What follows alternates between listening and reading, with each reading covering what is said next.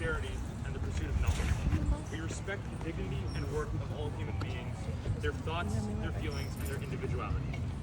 We seek to celebrate the joy, the love, and the creativity that emanate from the human spirit. We strive to be responsible and contributing members of our families, our school community, and the world. The Polytechnic School Credo was created in 1986 to establish the focus of the school's guiding principles. However, we see today that does not ring true in parts of our community. Many teachers no longer respect students' thoughts or individuality. I do not speak from ignorance, but from experience. As what I've seen in recent years from first-hand account. If you do not go along with the authorities' programs from day one, you put yourself in a hole that you can never escape from. These teachers have not had to look me in the eye as they've berated me daily for the past 2 years. Today, it is time for me to talk about what I've experienced and how that their actions directly against the Poly Credo have affected just one student out of the many. For an entire year, I was not Adam Arthur in a classroom. I was the lifeless Adam Arthur icon in the bottom right of everyone's screen. The one who always had his camera off, had parents barge into his room with his microphone on, and had tried to adjust from being the most social guy on the planet to being isolated 23 hours a day. What they didn't see was the kid terrified of disappointing his parents again, seeing another academic update come into my email and having to think about that for another night. The kid that was terrified of taking a drink during a test because he had a pen icon watching his eyes in every move due to a lack of trust. That same pen that leaves an audio message on a writing piece saying, "It is clear you do not know how to write an essay." 3/4 into the year, that message was sent. When I heard that message, my room shrunk. When I heard that message, I felt the walls close in and my chest start pounding. My breaths got shorter and shorter to the point where I could barely breathe. This message caused me not to eat and sleep for 2 days knowing that I had failed yet another paper.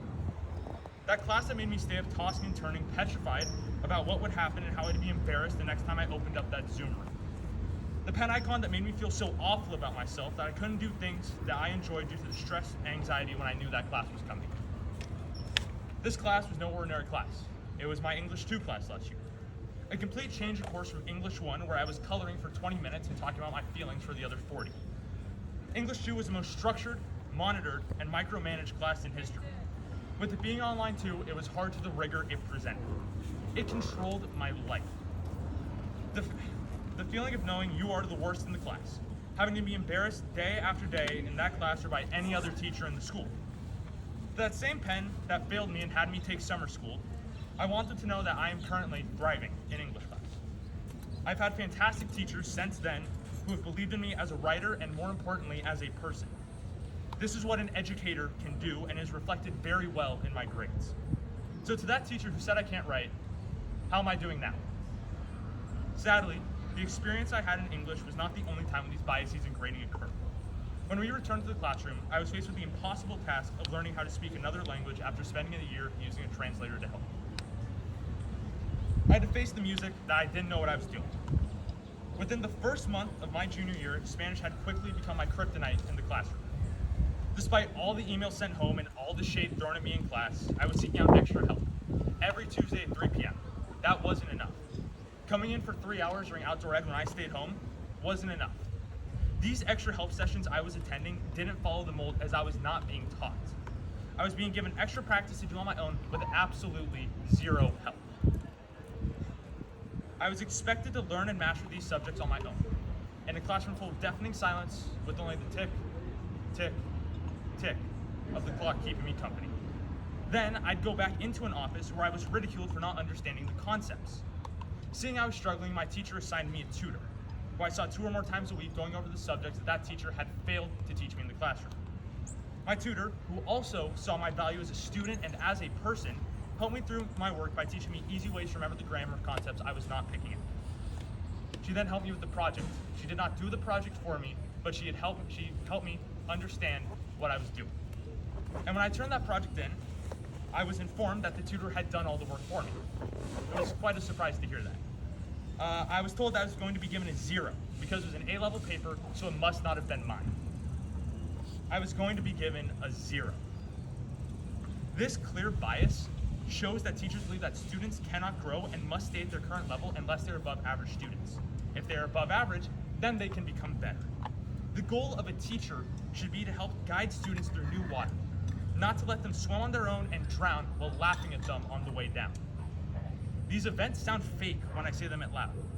So imagine how it must have felt to experience them. Experience how these two teachers feel the power to put down a struggling student like me instead of lifting us up and trying to help. I'm just one of the many examples of students that poly teachers have berated and made feel awful about themselves due to not understanding something. Their ostracization carries over to students.